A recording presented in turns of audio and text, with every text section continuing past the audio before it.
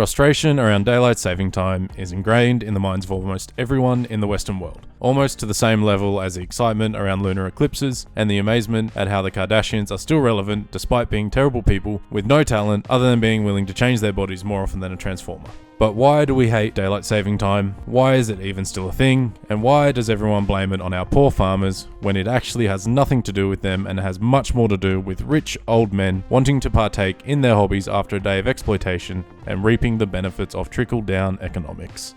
The first concept that was sort of similar to our modern daylight saving time was proposed by Benjamin Franklin, the face of the US $100 note, and not really known for anything else. While in France in the late 1700s, he found that the people of France could save money on candles if they simply woke up when the sun rose instead of waking up when some frumpy town crier decided to squawk at them, letting them know that it's now 6 a.m. peasants, off to the fields, daddy needs croissants to maintain his regally rotund figure. This meant they would not need to light their homes and streets during the darker hours of the morning, thus using less candles, saving potentially millions of dollars that they would have lost anyway, because the bourgeoisie would have taxed them for the privilege.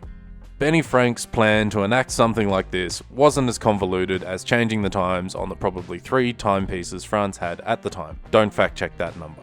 Standardized time was simply not a thing in the late 1700s. Most towns and cities had roughly similar local times at that point. Old Uncle Bifocals decided that cannons and church bells would be fine to let the lower classes know that the workday had begun, jolting the people of France from their slumber with the fury of Zeus chasing after little baby man Hypnos running to his mother Nyx for protection. This idea didn't catch on at the time. There was simply no need for a standardized time in those days due to the fact that it took days or weeks to get anywhere, meaning that you couldn't outrun the clocks even if you tried. I'd also hypothesize that still being asleep when the sun had risen would have solely been a problem for the rich and wouldn't have changed the lives of the peons working in the fields and losing fingers in the wheat mills anyway. Not that the bourgeoisie would have cared to make their subjects' lives better, even if daylight saving time would have done so. The concept of modern daylight saving time as we know it today was first suggested by a Kiwi bug fanatic by the name of George Hudson in 1895.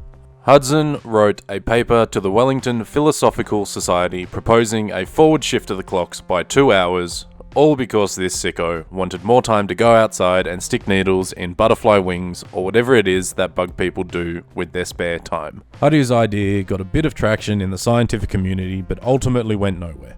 Independently of this old rich man wanting more time to pursue his hobbies in the evening, another old rich man by the name of William Willett on the other side of the world decided he also wanted more time after work to pursue his golfing hobby before it got dark.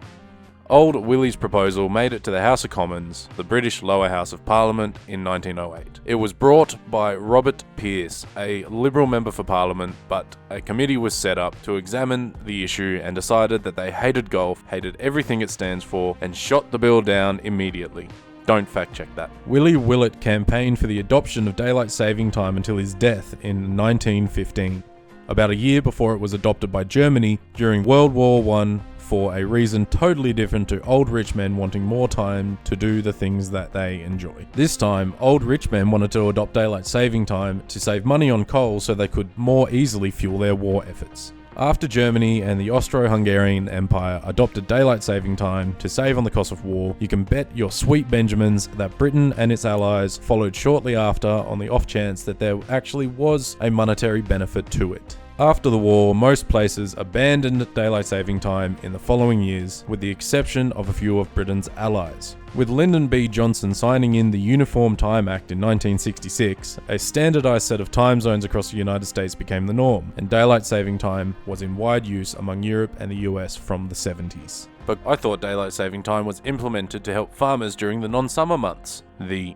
daylight saving time was implemented for the farmers myth was nothing more than propaganda similar to the modern immigrants are taking your jobs rubbish that gets thrown around by our modern media to keep different sets of poor people fighting each other instead of fighting the oligarch. The farmers of 100 years ago were actually some of the most vocal groups against the idea of daylight saving time. mostly because the morning dew, cows needing to be milked, and roosters crowing were dictated by the rising sun anyway, not some arbitrary time that old rich men with evening hobbies decided on by consulting 4 of their mates in their dead bug-filled ivory houses on golf courses. So there you go, farmers hate daylight saving time as much as the rest of us. Old rich men can afford to have hobbies but only figured out how to buy more daylight 100 years ago, and the Kardashians were nothing more than a talking point to hook you into watching. But your main takeaway from this video should be that apparently innovation and change never gets done unless there is a threat of losing the edge in a war.